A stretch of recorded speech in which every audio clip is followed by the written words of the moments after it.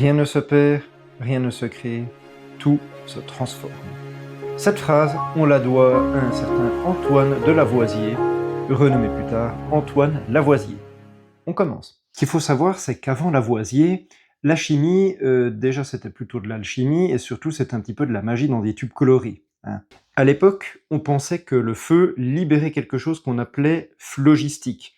Donc pour vous dire, on était encore loin du compte en termes de chimie. Et donc ce cher Antoine, il arrive avec sa balance, avec son rationalisme, on va dire, et il fait ses expériences. Et le truc qui le choque, c'est que dans l'environnement de son expérience, la masse ne change pas. Ce qui l'amènera à dire la phrase d'introduction. Rien ne se perd, rien ne se crée, tout se transforme. Cette phrase, elle n'a pas eu qu'une petite impact puisqu'elle a changé la vision de la chimie à tout jamais, en vrai. Et il amène la chimie moderne avec la chimie quantitative, c'est-à-dire qu'on fait attention aux masses lors de nos réactions chimiques. Cependant, petit problème, notre cher Antoine travaille à la ferme générale, c'est-à-dire qu'il est collecteur d'impôts. Je vous rappelle le contexte, il vit à la fin du XVIIIe siècle, autrement dit en pleine Révolution française. Donc le problème de ce cher Antoine, c'est que son nom de famille de base, c'est de Lavoisier, donc on sait qu'il faisait partie de la haute.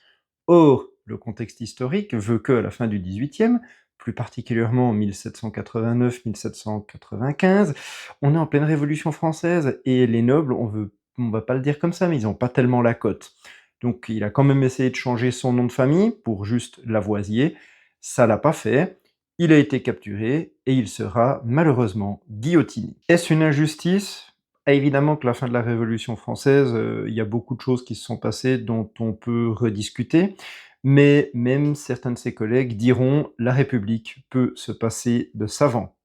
Ce à quoi Joseph-Louis Lagrange répondra « Il ne leur a fallu qu'un instant pour faire tomber cette tête, et probablement que les 100 prochaines années ne suffiront pas à nous en redonner une pareille ».